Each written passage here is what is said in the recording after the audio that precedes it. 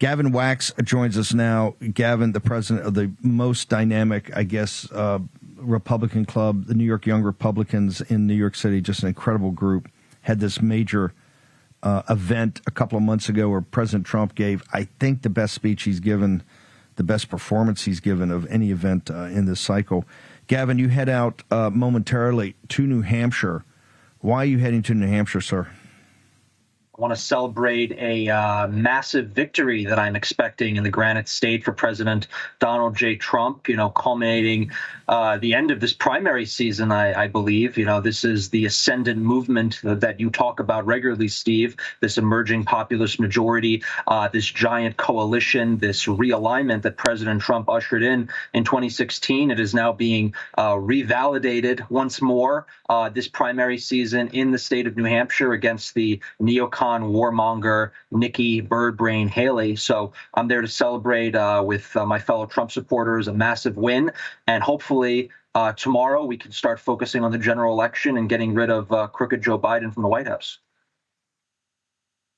What are let's talk about the policy, leave out the personalities. What are the fundamental policy differences you see playing out in this primary right now with between neoliberal neocon Nikki, the donor's favorite, donor Barbie, and President Trump's America First populist nationalist movement? Yeah, Steve, the dichotomies couldn't be stronger. This is a battle pitting nationalism versus globalism, putting the elites against the people, putting America first against America last, putting our own borders ahead of, endless foreign interventions with no clear definition of what victory means, putting the interests of American labor and American workers above those of globalist corporate entities. I mean, this is really not just a regular primary fight that we've seen in decades past. This is a primary fight for the heart and soul, not just of the Republican Party, but the country as a whole. It is the rejection of the decades of stagnation and status quoism that has really led this country and the broader West in general, frankly, into the gutter. President Trump has been calling out these issues of, trade deals and the offshoring of jobs and the endless foreign interventionisms going back, I don't know, since the 1970s. You can watch all the old interviews of him, and he was saying the same exact thing. And Nikki represents the empty suit, consultant-driven politics of yesteryear, where nothing matters, nothing you say is relevant. It's all whatever you're fed moments before you go and take a media hit. And it just goes to show that the American people are sick of it. They're looking for real answers. They're looking for a pushback. They're looking for an actual champion, a fighter, not just for the donor class, but for the middle class and for the working class and for the people that keep this country actually running. So this is part of a populist upheaval in American politics, and I'm happy to see that it's being vindicated, and it's only growing stronger with each passing primary contest, and then ultimately going forward into November with the general election. I think it'll be truly vindicated for all to see. You and your co-author, Troy Olson, have written a book very much reminiscent of Kevin Phillips, the emerging Republican majority that he wrote decades ago. This is about the emerging populist majority. It's out this morning. And I want to make sure people go get all the information about this and check it out, because I believe it's a must read. In fact, let me give you the first endorsement on the book. America's elites strangled our country with managed decline unopposed for close to 40 years. The populist nationalist movement galvanized around a former Democrat billionaire from Queens in 2015, hammering through long odds to elect him president. That movement, now an emerging majority of the nation, and is the subject of an incredible book by two of its leaders. The emerging populist majority is the action plan for both electoral victory and effective governance in the decades to come. Written by two young firebrands, Gavin Wax and Troy Olson, it is a must-read for everyone concerned about the salvation and rejuvenation of our republic. And that is Stephen K. Bannon, the host of War Room. Tell me about the book. Why is it an important read? Why is the timing of this exquisite, as we say in the publishing industry?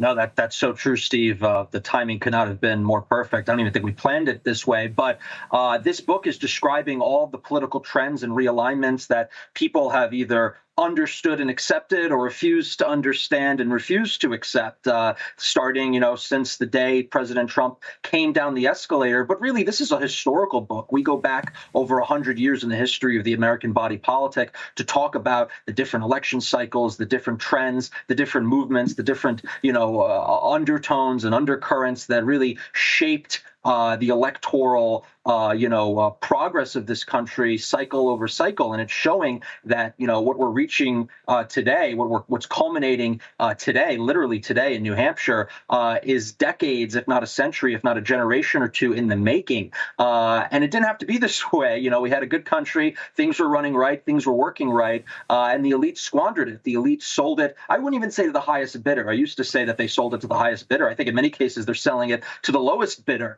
Even more pathetic. But that's been the direction our country's been heading in for many, many years. And we're seeing different trends on the ground in America's deep blue cities, in the rurals and suburbia. Classism is rising. These sort of divisions that we never saw in American politics are rising. Groups are now becoming politically conscious. They're becoming politically organized. They're becoming a political voting bloc. And the entire, electoral history, all of the, what was taken for granted for many years, everything that was assumed to be, the standard when it came to elections and campaigns and the political process is being thrown out the window, and the entire map is being reinvented, redrawn as we speak. So it's a very exciting time politically, but the next step, of course, is actually, turning this momentum, turning this political sea change into real government policy and action, which is going to be the next generation going forward, which is going to be the next administration of President Donald J. Trump. So this book goes into the history. It talks about the numbers. It goes into the nitty-gritty political science, the history of the country, the future of the country, making some bold predictions that, I think are going to be realized. And we're happy to have written it over the past year. How do you square a Trump victory tonight? And John Frederick's going to be over talk about some numbers here in a second. A Trump victory tonight versus when you return, Schumer, McConnell, Langford are going to put forward a proposal. This is their proposal after months of negotiation in the Senate that would basically give amnesty to 6 to 8 to 10 million illegal alien invaders that come through on Biden's watch and give them work permits immediately, like in New York City, and has 50,000 more green cards, but also allows 1.8 million plus full funding for the oligarchs of the money laundering operation in Ukraine. How do you square the fact that you're arguing, hey, we got an emerging populist nationalist movement? Trump is the leader of that. He's won the Republican primary nomination against all odds, but they're in your grill with something that will transform the nation, sir.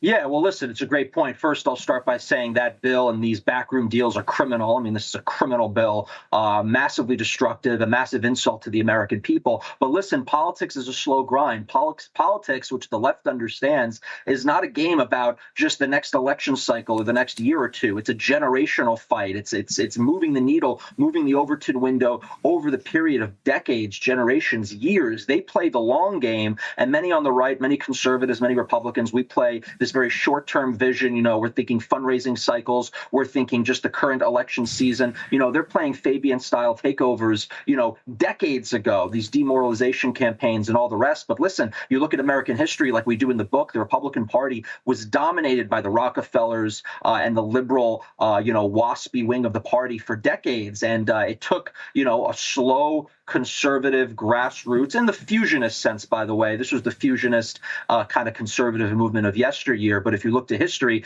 that movement, started maybe with Goldwater, maybe even before Goldwater, and it didn't really succeed until, the election of Ronald Reagan. That was a change in the Republican Party that took place over decades, changing the local county committees, the state committees, the national Republican committee, changing the elected officials. That didn't happen overnight. I mean, even look at the Democrat side with their realignment. I mean, you still had blue dog Dems, serving in Congress up until the mid 2000s. So that was a process that took in many ways even longer. So this movement, this change, this trend, it's happening, it's here, it's real. I believe President Trump is an accelerationist. He's a visionary in many ways, so he pushed this faster than it had ever been pushed before. So the amount of change we've seen just since 2015, 2016, the things that you talk about here on the show, the regular political discourse that happens in conservative circles, it's miles and mountains away from where it was